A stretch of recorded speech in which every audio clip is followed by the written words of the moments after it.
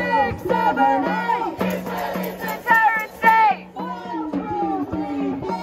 Occupation no more. 5, 6, 7, 8. Israel is a terrorist state. Gaza is under attack.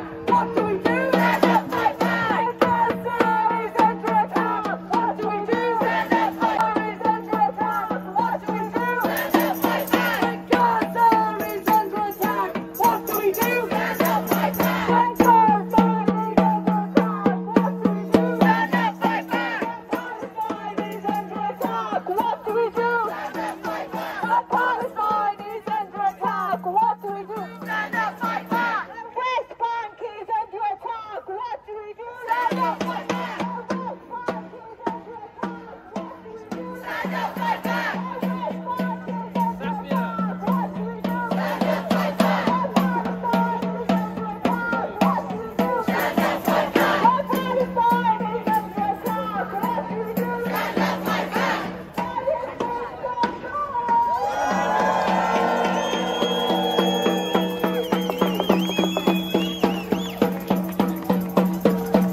Hello everyone.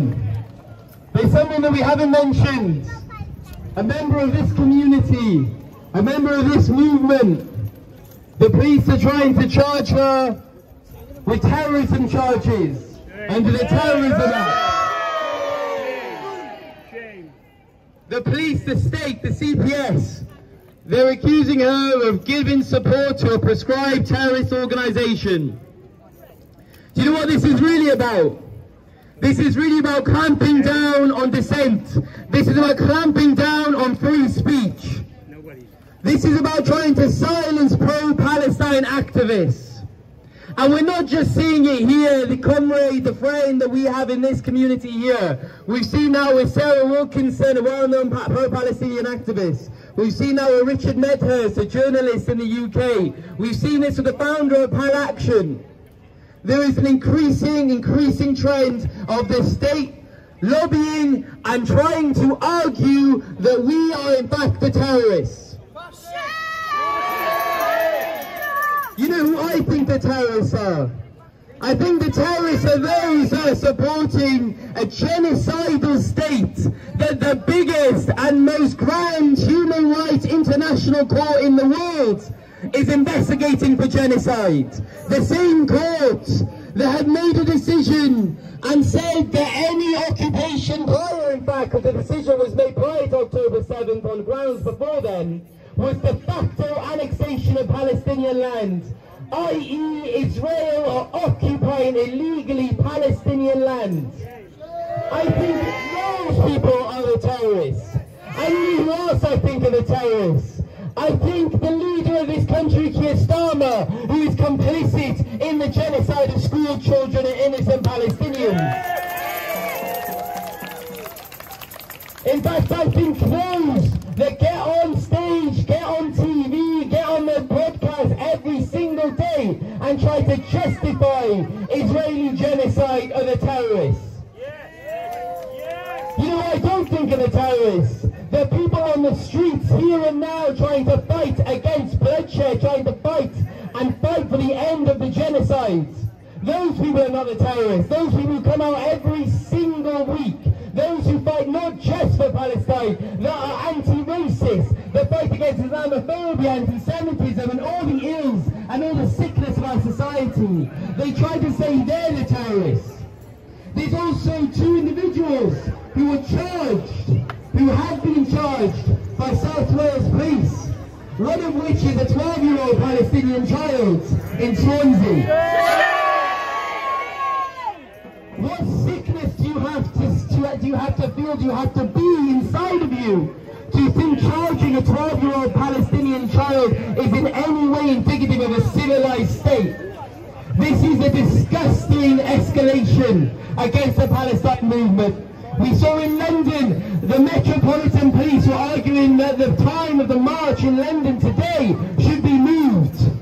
But they lost because the Palestine Solidarity Movement stood strong and said, we are not moving the time, we will march to the Israeli embassy. So they did march to the Israeli embassy on scheduled time.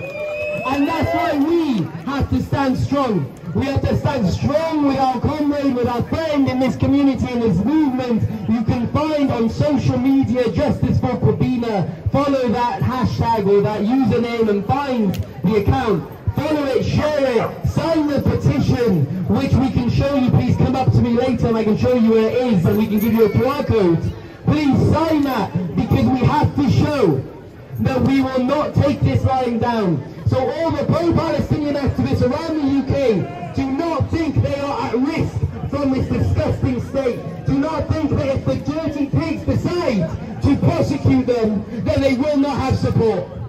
They do have support. We are their support. We are their community. We will continue to advocate for Palestinian rights. We will not be intimidated. Quite frankly, it's life and death for the Palestinians. Life and death. We spoke about the school children not even allowed to access education.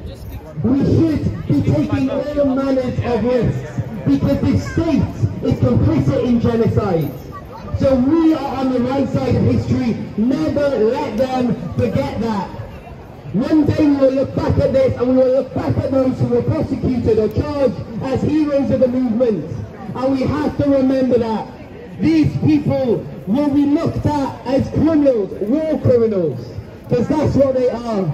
They are funding a war criminal terrorist regime to murder Palestinians, to destroy schools and universities, to murder families in cold bloodshed that we are seeing every single day.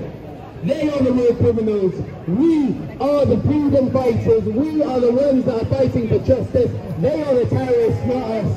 Free, free! Palestine! Free, free! Palestine! Free, free! Palestine! Justice for Kwabena! Justice for Kwabena! Justice for Kwabena! Justice for Kwabena! Justice for Kwabena! Justice for Kwabena! Justice for Kwabena! Justice for Kwabena!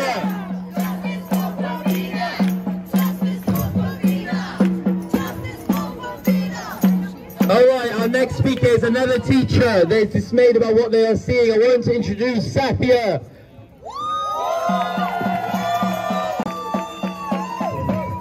Hello everyone. I was asked to speak as a teacher, but I feel very speechless these days, even though I'm a chatterbox, so I don't know what to say or where to start. But one of the things that schools are supposed to provide is a space, safe space. Yes.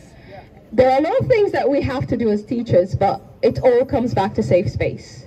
Everyone, child, adult, doesn't matter how old you get, everyone wants to feel that they matter and that they are loved and they're deserved of love. Okay? Yes. Everyone should be feeling that. Okay? Growing up, as you grow older, that earned to being accepted is always there.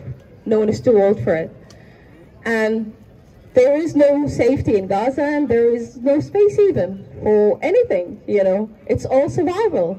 It's all trying to find food, drink, basic things that you never thought you had to worry about and fend for yourself and do. So what do we expect from a child who's not had a safe space or education? Like, if a child doesn't feel safe, the truth is they don't want to work with you or work for you. So if you don't let them know that they're safe with you and that you got them, they're not going to work for you. They're like, you know, nothing matters. When you love something, you work twice as hard for it. Yes. And I think the Israelis has figured out that without education, they can wipe the Palestinian spirit somehow. But the truth is, education is not only in school. A lot of people back in the day used to educate each other at home, from life experience, from work. And we have to do everything we can to make sure that we do everything we can to provide safe spaces for Palestinians in the future. Ceasefire is not going to be the end of this.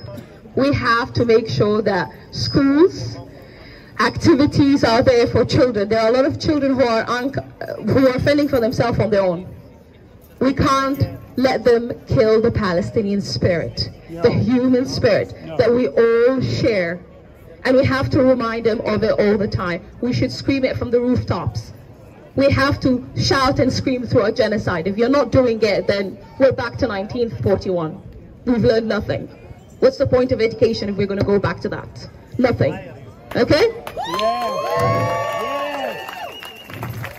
One last thing to the British government, who are responsible for education in Cardiff, in Wales, and the whole country. You expect me as a teacher to safeguard children. Meanwhile, you share intelligence to kill children there. So, how dare you? Like, you put us through a really tough course, and you keep an eye on us, and you have a registry for teachers, and you monitor us, and you inspect us, and you just, on the TV every day, I see you doing the total of the opposite. I don't know what to say. I'm just disappointed in them, and we shouldn't let them forget what they're doing now, ever.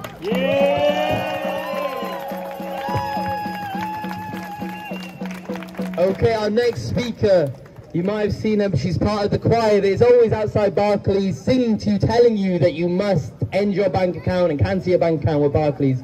And you've seen her here give poems before, so I want to introduce Julia from Coffee on Choir. Or Julie, sorry. We're here because we don't turn a deaf ear, a blind eye. We don't stand in distance in our indifference.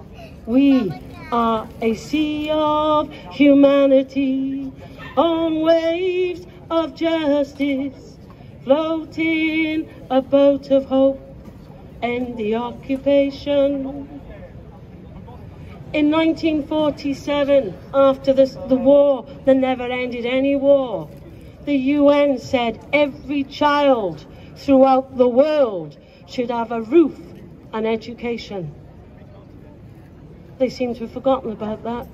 I don't know where humanity is with this country and America and others. I don't dare. Yeah.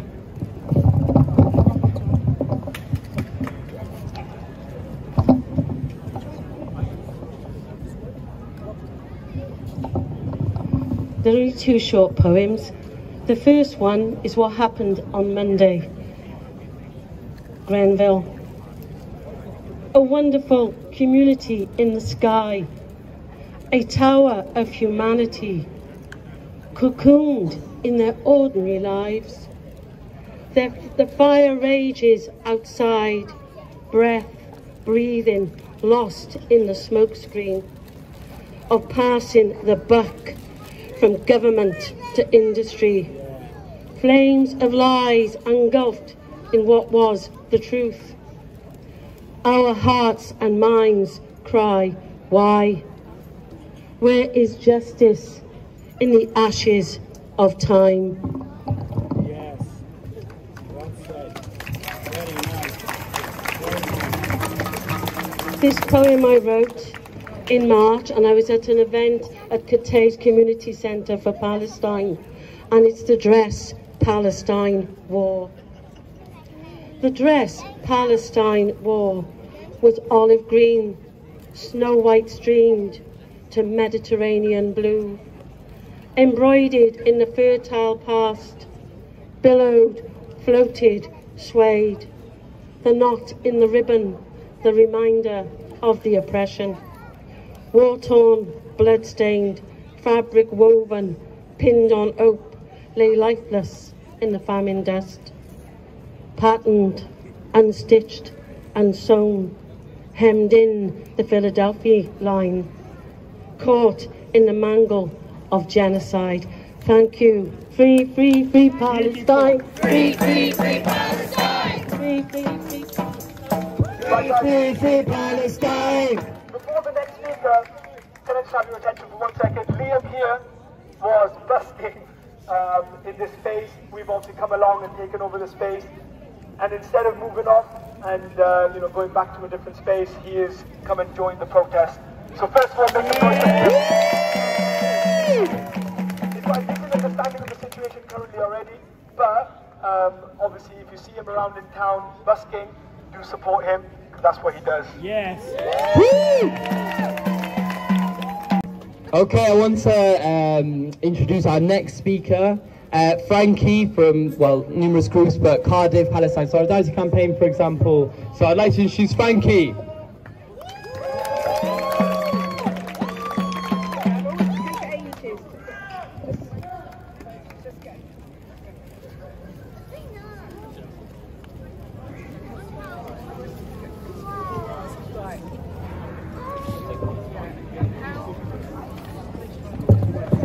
Okay, this isn't exactly about school children, but it's about a child. It's about one of my grandsons. I've got 4 grandsons, well 3 and 1 on the way. So it's about sort of like being a grandparent, but it's an experience which I'm sure lots of you have had, are having, that when you're with children. And I was bathing my grandson, and he was playing in the bath, and he's quite a stocky little lad with sort of big muscles, and I'm looking at him, and all the time I've got a different picture going through my mind of, I'm not going to spell it out, you can imagine, there he is playing, oh, have a duck, nanny Frankie, and I'm just seeing something completely different as the duck splashes into the water. Anyway, after the bath, I sort of stood there with him in a towel, and it reminded me of, again, what we see so often, that gesture of Palestinian parents, grandparents holding their children, and the grief and the terror of it. And so I wanted to write something to that and about that gesture. And I will lift my grandson up, all naked, giggly and complete, and I will hold him to my chest in a soft pink towel, as you will gently gather your grandchild up in broken pieces, bits, clotted lumps, a finger here, a finger there, and you will hold him to your chest, wrapped in whatever you can find, your arms around a bundle. Your arms around a bundle, your head bent, your mouth whispering, you are the soul of my soul. Such profound and human grief. Oh Palestine, the tenderness of your embrace has touched and shocked and rocked the world. For aren't we all held on this earth as one, beneath our shared and separate skies, cradled in the arms of the winds and wrapped in looping threads of light? And Palestine will never die. Oh stupid, stupid Israel, you know nothing. With your ironclad dome of dead ideas, all twisted up with ugly guns and bombs and wires, your settlements may come, and they will go. And Palestine will never die. And I will hold my grandson to my chest in a soft pink towel. He means the world to me. And I will stand with Palestine till Palestine is free.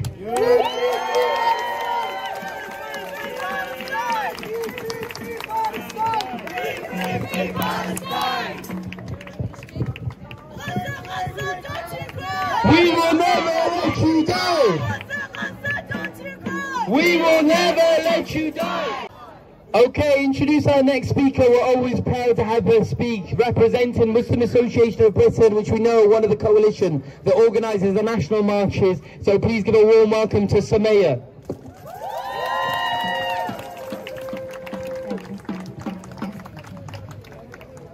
I don't think I can speak much after that. In fact, the whole world should remain silent, forever and evermore, for what atrocities we have allowed.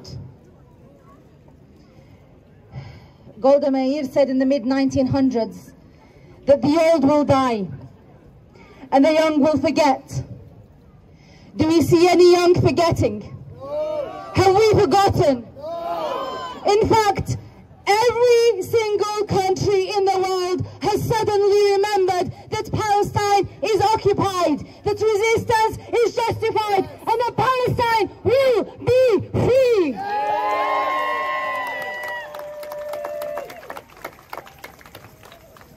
Apartheid systems are such that they make sure no one forgets. They make sure that for years and years, people remember. If my grandparents had ever forgotten, and they didn't, the occupation, the apartheid systems will remind them that there is a people that think they are superior, that think they own the world, that think they can get away with everything. And so we are forced to remember. Golda Meir, David Ben-Gurion, and the elders of Zion then got it all wrong. And they will continue to make foolish mistakes, because right now we all remember 75 years it was just the Palestinians mostly speaking to themselves in a closed circle. Now it's open, it's a global movement, it is everybody. Nobody has forgotten, everybody remembers, and everybody is educating. Everybody is telling everyone else. Anyone who doesn't know suddenly knows. We have been marching these streets weeks after week after week after week, so that people who weren't there last week now know. People who haven't come this week will come next week. Everybody will get a chance to hear, to see the colours, to see the flag, to listen to the chants. The translations and the languages that have been spoken for Palestine are many and numerous. There might not be any language left, not even Hebrew, that has not spoken about Palestine. Yes.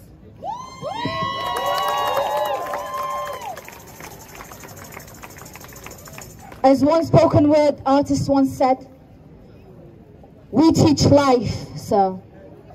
We teach life. Palestinians have taught us how to live, how to die, and then keep living after death. Yes. We teach life.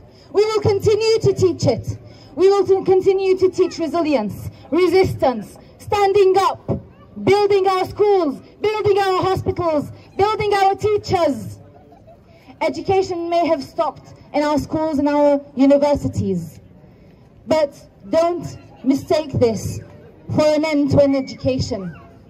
It has never been the case where anywhere in the world that people are so engrossed in their education, so keen to be educated and to educate themselves in everything, as much as there is right now in Gaza and the rest of Palestine. And don't take my word for it, look online and see how they educate themselves, how the old and the young educate each other, and the giggles the old get from the children, educating them on online techniques, on how to narrate their stories to the world. And now we have our grandpas online telling us. I don't know of any other nation where the grandparents have now taken up TikTok, don't know if that's a good thing or not, and other social media platforms in order to narrate, make sure that the history is not forgotten, the story is told over and over. Yes. Yes. Every single one of you is a teacher. Every single one of you who comes and who speaks to their work colleagues and who speaks to their children, so thank you. Thank you for educating others about Palestine. We couldn't have done this on our own. This is a global effort. It is us as one, and we appreciate it. And we look forward to it becoming something that brings good to the whole of mankind. And teaching is the most noble job on earth. Remember the prophets and their whole life being around educating people. The most noble thing anyone could do is teach. We are either children or we're parents, and our siblings, and every one of us will be teaching someone. Thank you for teaching each other. Thank you for teaching your neighbors. And finally, with knowing that no child should be picking up the remains of their brother or sister into a school bag to take them somewhere, to find some place to bury them so that they could be identified as their brother in years to come. Please, please make sure that anyone who has links to schools asks our schools to teach what colonialism, what this country did. And there will be a launch of a project to make sure that British colonial history is taught. Please, when you see it launched, support it, speak to your schools, speak to your universities. This is something that will start an end to this senseless entitlement of Israel and the rest of the supporting powers and what they're doing right now. Thank you very much. Sorry to end so somber, but it's a somber. Just on that point as well, now we've heard the rhetoric around Palestinians and the Muslim world and these uneducated barbarians who need democracy, but did you know that Gaza has the highest literacy rate per capita in the whole damn world? This is why they are targeting education facilities. And I saw a post the other day by Britain First. They said, should we teach British history in schools? And I responded, yes, we should. We should teach about the Irish famine that was caused by the British. We should teach about the Bengal famine that was caused by the British. We should teach about all of the illegal occupations and destruction of innocent people. Because if we teach our children that, then they will know that these mistakes should not be repeated. So on that note, I'd like to introduce our next speaker, Ayman, who's going to talk to us a little bit about Congo. You'll be glad to know that instead of writing a 45-minute speech, I wrote a 40-minute one. I don't think, I couldn't talk about children and going back to school without speaking about the children in Congo. I think a lot of us have fragments of information, vaguely know that there's something happening in Congo to do with mines. And this is my very humble attempt of piecing some of it together for you. It's so important to raise awareness about this. You've heard of the term greenwashing. You might have heard me talk about it. It's a form of advertising which deceptively uses buzzwords like green or eco-friendly to give the impression that the product or company in question is environmentally friendly. And one of the companies very, very guilty of greenwashing is Tesla. They tell you that their cars are green and better for the environment, but actually they're red with the blood of Congolese kids. I've written this piece for the babies, and I mean babies and infants and children in DR Congo who won't be joining you in going back to school. There is a 200-page report that Amnesty International made with the Congolese Human Rights Organization, IBGDH, which stands for Initiative pour la bonne gouvernance et les droits. It's French, sorry. But before I go into it, I want to start by reading out a couple of poems written by Congolese poets. And the reason for this is that no one deserves for their country and their cultural identity to be just reduced to their suffering and pain. They deserve to be humanized. So I'll start with a poet called Loic Ekinga. Here's an excerpt from an interview Loic did in which he spoke about his poetry. What I am doing with my writing is going back to storytelling techniques from my homeland, Lingala. In Congolese music, there is a way songs are written and how messages are conveyed through them. I'm trying to learn how to get that style and feeling infused into my English poetry as well. Loic has a published collection of poetry, How to Wake a Butterfly, which you can buy online. And this poem is on Returning Home, published on alonghouse.com. The dust in Lubumbashi during the dry season makes me feel lucky I'm alive. Or maybe it's just a strange welcome back from my ancestors, a way to re-enter my lungs, my veins. At the botanical garden, I rub a mango tree leaf and say hello to my grandmother, slowly. I'm starting to believe that she hears me from beyond. She says, "Bonjour, Yalolo." She used to call me that, or Loriki, or nothing, when she knew I would always answer her call. On Thursday afternoon, my uncle stood facing the mosque. He was shorter than I remembered. We met again after 20 years, and an ancient language came alive within my blood. Maybe I never left. Maybe some people never let me go. Sarah Lubala is also a Congolese poet who fled from the Congo with her family during times of political unrest and is currently settled in South Africa, where she sought refuge. She published 37 poems in her book, A History of Disappearance, and this is her poem, 6 Errant Thoughts on Being a Refugee. On the worst of my days, this body is a gimcrack vessel, no more than 2 lungs in a tremor, nailed to savage wood. Grief travelled with me across the Ubangi River. I prayed love and all her congress on the passage over, the best to feed, lips to the needy, lips to beg. I arrived with blue eyes, wet hair, and a mouthful of salted fish. I am so hungry, hungry, hungry, so hungry. For community, for a God who can see for teaching. I was raised on the Congolese gospel. I can teach you how to forget where you are from, to worship the wide road before your hands open, like this. Make each palm a letter to the sky.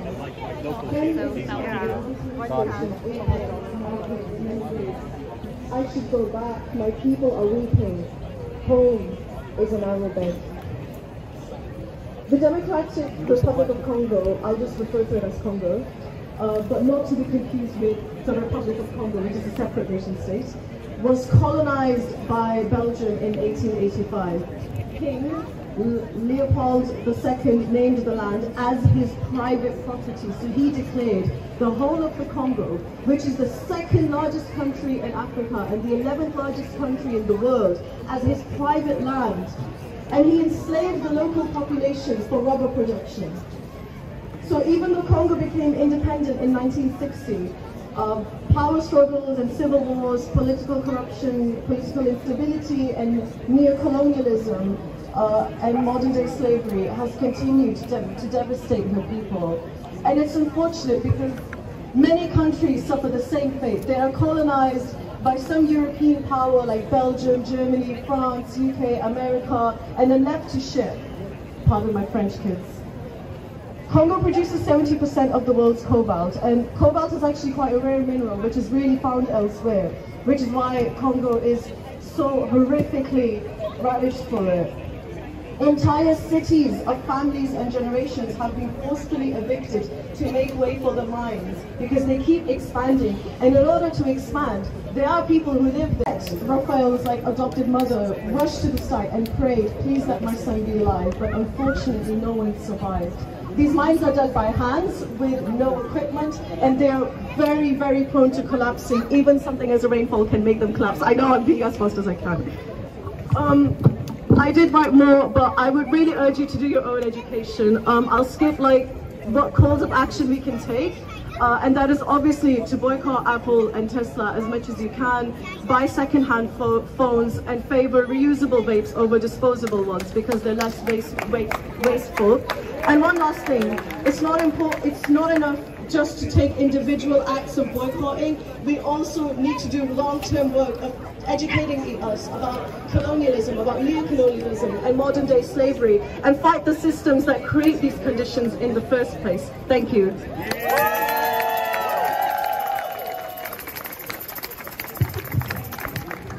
All right, everyone, we got one last speech. It's a really powerful one, so I do hope everyone listens to this. It's a short account, but it's very powerful. So I'd like to introduce Linda.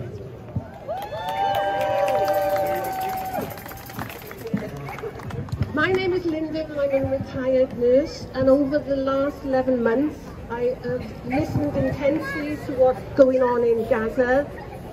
All news States, and I realise that the people of the UK are not, they don't hear what I hear, they don't see what I hear, and they don't feel what I hear. And this was written, or I listened to a doctor in February 2024, that was 7 months ago, and it was 110 days into the war. And this is a doctor, and she said, "As a children's doctor, I have seen children die. I am no stranger to death, but seeing a little boy bleed to death on a stone-cold hospital floor has got to be one of the worst deaths that I have ever seen. I have never seen death like this on a loop, endlessly horrific over 110 days. The mother in me has sobbed endlessly today. The mother in me wanted to hold these children tight. The doctor in me has screamed into an abyss. What reality is this?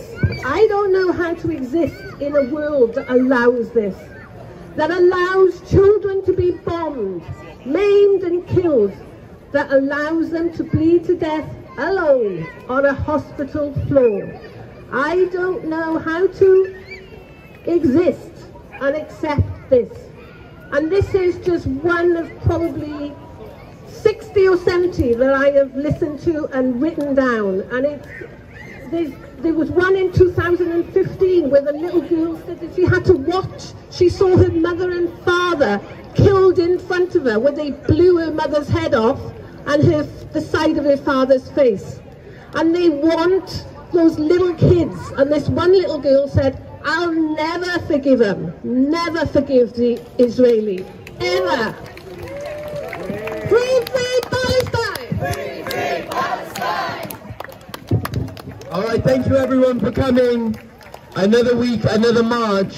Next week, of course, there will be another march because we really want to build up numbers. There are more of us than there were last week, but there needs to be more of us than there was this week, next week. We need to keep building numbers for the 5th of October because, frankly, we need people for the Red Line. We need about 1,000 people. And at the beginning of this movement, we had sometimes around 5,000 people on the streets. We took up the whole of Westgate Street, the whole of it. We need those numbers because last time I checked, the Palestinians are still being killed. So please come out in your numbers.